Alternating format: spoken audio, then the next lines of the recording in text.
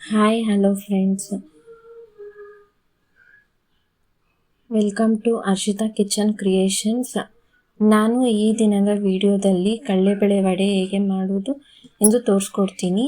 Very ಟೇಸ್ಟಿಯಾಗಿರುತ್ತೆ ಮತ್ತು ಕ್ರಿಸ್ಪಿಯಾಗಿರುತ್ತೆ, ಗರಿ ಗರಿಯಾಗಿರುತ್ತೆ. ನೀವು ಮನೆಯಲ್ಲೇ ಈವ್ನಿಂಗ್ ಸ್ನ್ಯಾಕ್ಸ್ ಥರ ಮಾಡ್ಕೊಂಡು ತಿನ್ಬೋದು.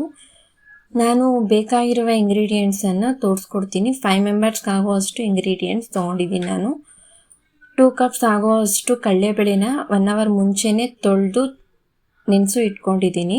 ಮತ್ತು ಎರಡು ಈರುಳ್ಳಿ ಚಿಕ್ಕ ಚಿಕ್ಕದಾಗಿ ಕಟ್ ಮಾಡಿ ಇಟ್ಕೊಂಡಿದ್ದೀನಿ. 5 ಒಣಮೆಣ್ಸಿನ್ಕಾಯಿ ತೊಗೊಂಡಿದ್ದೀನಿ. ಮತ್ತು 1 ಗಡ್ಡೆ ಬೆಳ್ಳುಳ್ಳಿ, 5 ಲವಂಗ, ಸ್ವಲ್ಪ ಚಕ್ಕೆ, ಸ್ವಲ್ಪ ಶುಂಠಿ ಮತ್ತು 1 ಕಪ್ ಆಗುವಷ್ಟು ಕೊತ್ತಂಬರಿ ಪುದೀನ ತೊಗೊಂಡಿದ್ದೀನಿ.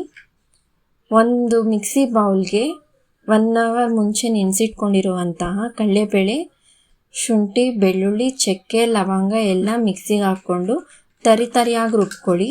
ನೀರು ಹಾಕ್ಕೊಂಡಂಗೆ ರುಬ್ಕೊಳ್ಬೇಕಾಗತ್ತೆ.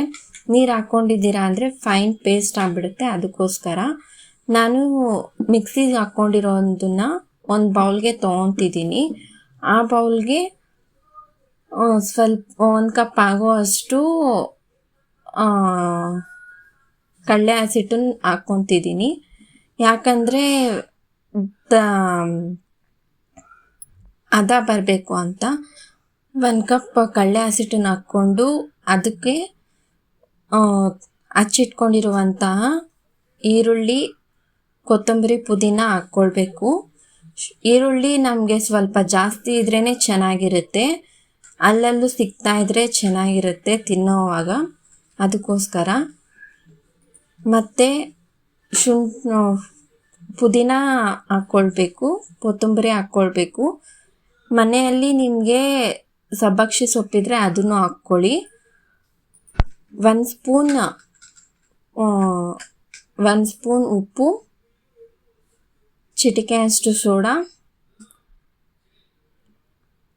1/2 ಸ್ಪೂನ್ ಜೀರಿಗೆ, ಚಿಟಿಕೆಯಷ್ಟು ಅರಿಶಿನ ಹಾಕ್ಕೊಂಡು ಚೆನ್ನಾಗಿ ಮಿಕ್ಸ್ ಮಾಡ್ಕೊಳ್ಳಿ.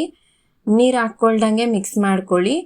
ನಿಮಗೆ ಲಾಸ್ಟಲ್ಲಿ ಏನಾದರೂ ಮಿಕ್ಸ್ ಮಾಡೋವಾಗ ನೀರು ಅವಶ್ಯಕತೆ ಇದ್ದರೆ ಒಂದು ಸ್ವಲ್ಪ ಹಾಕ್ಕೊಂಡು ಮಿಕ್ಸ್ ಮಾಡ್ಕೊಳ್ಳಿ. ಈರುಳ್ಳಿಯಲ್ಲೇ ನೀರಿನಂಶ ಇರುತ್ತೆ, ಅದಕ್ಕೋಸ್ಕರ ನೀರೇನು ಬೇಕಾಗಲ್ಲ.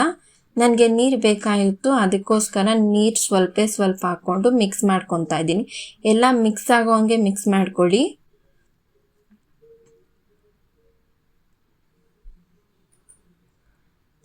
ನಾನು ಈ ಥರ ಮಿಕ್ಸ್ ಮಾಡ್ಕೊಳ್ಳಿ. ನಾನು ಎಣ್ಣೆ ಕಾಯೋದಕ್ಕೆ 10 ನಿಮಿಷ ಮುಂಚೆನೇ ಇಟ್ಟಿದ್ದೆ ಕಲಿಸ್ಕೊಳೋವಾಗ. ಈಗ ನಮಗೆ ಯಾವ ಸೈಜ್ ಬೇಕು ಅಂದರೆ ಆ ಸೈಜ್ ಉಂಡೆ ಮಾಡಿಕೊಂಡು ಅಂಗೈಗೆ ನೀರು ಹಾಕ್ಕೊಂಡು ತಟ್ಕೊಳ್ಳಿ. ಸ್ವಲ್ಪ ತೆಳುವಾಗೆ ತಟ್ಕೊಳ್ಳಿ, ಮಂದಾಗಿ ತಟ್ಕೊಬೇಡಿ. ಈಗ ಒಂದೊಂದಾಗೆ ಈ ಥರ ತಟ್ಕೊಂಡು ಎಣ್ಣೆಯಲ್ಲಿ ಡೀಪ್ ಫ್ರೈಗೆ ಹಾಕ್ಕೊಳ್ಳಿ.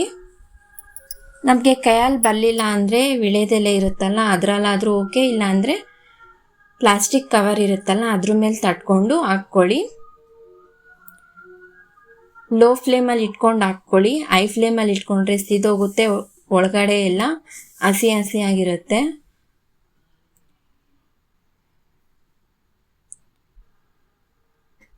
ಒಂದು 2 ಮಿನಿಟ್ಸ್ ಒಂದು ಕಡೆ ಬೆಂದಿರುತ್ತೆ.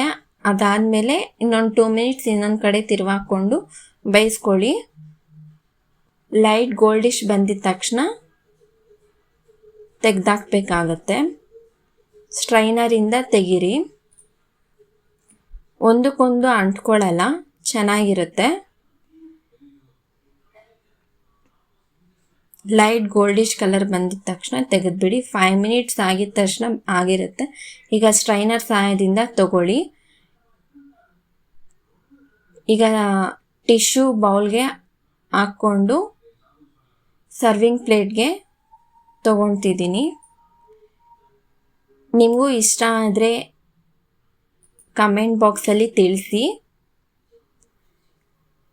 ಪ್ಲೀಸ್ ಲೈಕ್ ಮಾಡಿ, ಶೇರ್ ಮಾಡಿ. ಈ ವಿಡಿಯೋ ಇಷ್ಟ ಆದಲ್ಲಿ ಸಬ್ಸ್ಕ್ರೈಬ್ ಮಾಡಿ ಆ್ಯಂಡ್ ಬೆಲ್ ಐಕಾನ್ನ ಕ್ಲಿಕ್ ಮಾಡಿ. Thank you.